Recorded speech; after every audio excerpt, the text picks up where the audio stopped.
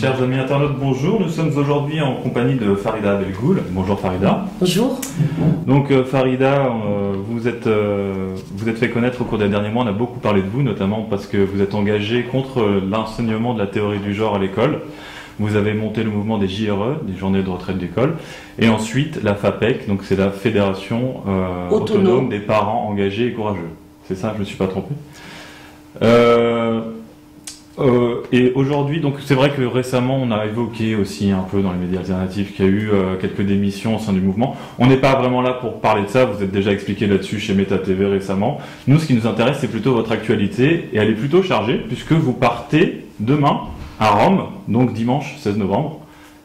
Pourquoi faire ?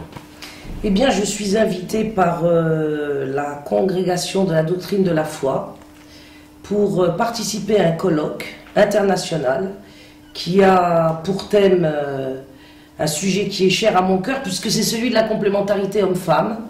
Au cours de ce colloque international, il y aura de nombreuses prises de parole, notamment de nombreux leaders religieux, de toutes les religieux, puisque c'est un colloque international, mais aussi interreligieux, et le pape François sera présent.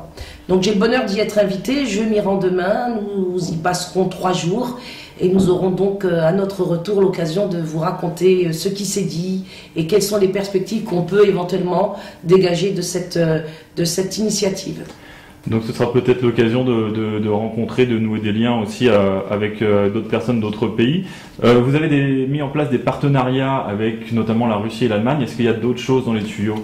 Alors dans l'immédiat, je suis en contact depuis plusieurs mois avec Irina Bergset, qui est présidente des maires russes. Je suis de la même façon en contact avec Matthias Ebert, qui est le président de l'association Besorgt Eltern, qui signifie parents inquiets ou protecteurs selon qu'on voit les choses.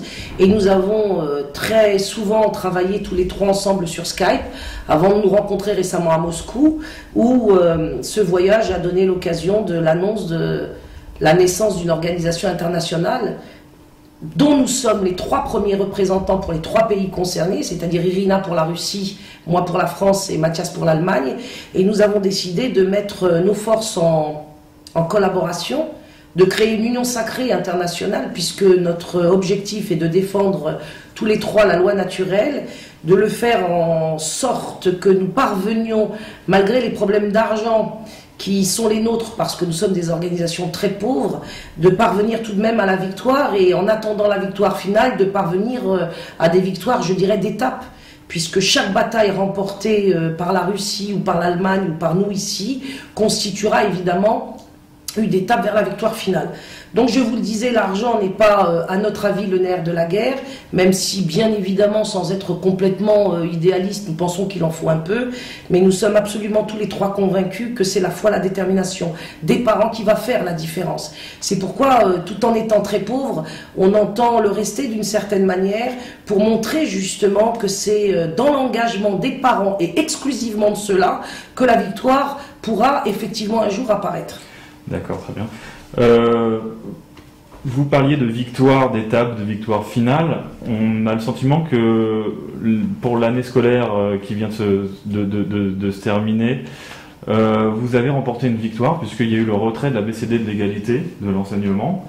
Et pourtant, Najat Vallaud-Belkacem, récemment sur un plateau de télé, a annoncé qu'il ne s'agissait pas du tout d'un recul de gouvernement, qu'au contraire, le test avait été plutôt approuvé et que maintenant, ça allait être étendu à tous les établissements scolaires.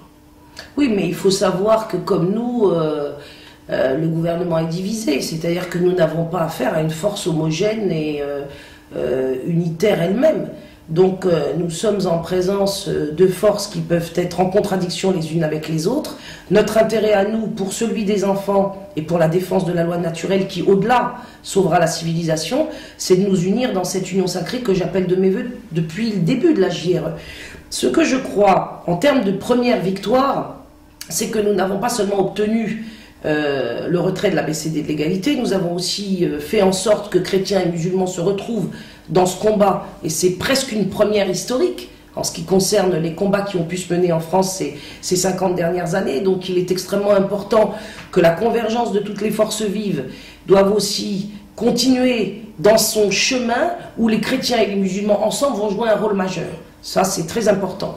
Nous avons aussi conduit quand même au départ de Vincent Payon, avant même que le programme de l'ABCD de l'égalité soit retiré lui-même. Après, nous avons toujours dit qu'il ne s'agit pas de la fin de la guerre qui nous est menée, malheureusement.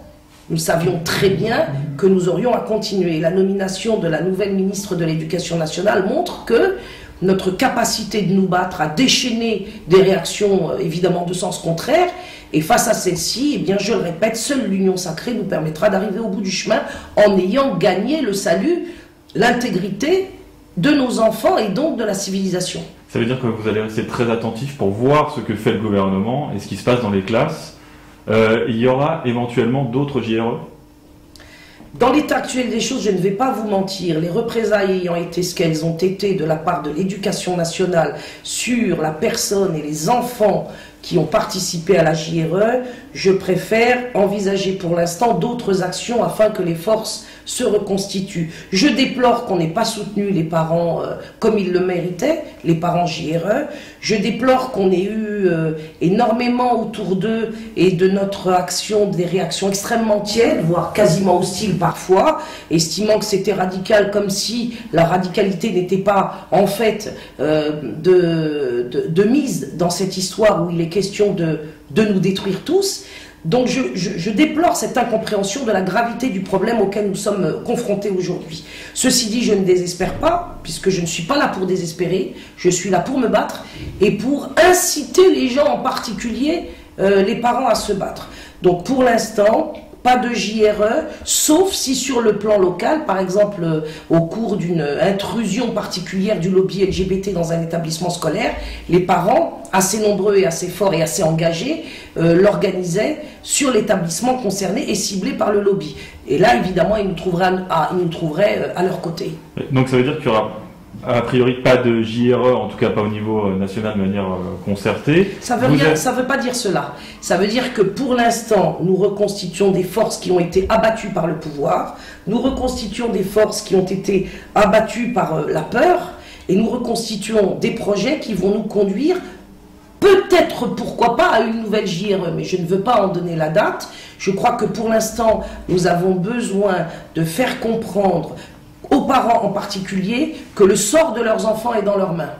C'est la raison pour laquelle je les appelle tous à fréquenter régulièrement notre site jre2014.fr et surtout d'adhérer à notre fédération autonome de parents engagés et courageux, parce que plus nous serons nombreux dans cette seule fédération autonome, étant entendu que les autres fédérations de parents d'élèves sont totalement corrompues et complices des pouvoirs LGBT, le fait que nous ayons, nous, par exemple, de nombreux adhérents, si nous pouvions en atteindre des milliers, il est évident que nous aurions alors un outil, une organisation qui pourra faire poids face à l'administration scolaire et au gouvernement.